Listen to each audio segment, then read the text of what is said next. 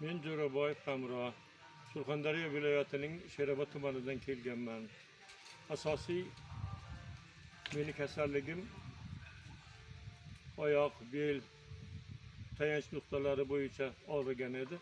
Mana shu Mirakel sihatgohiga kelib, mana 11 kundirki juda yaxshi shifo topdim.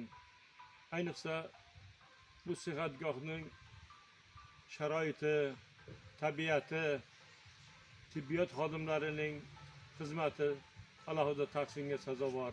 Oshxona xizmati va hokazo va hokazo hamma tomonlama ko'ngilochar soatlari, dam olish maskanlariga sayohatlar hammasi joyida.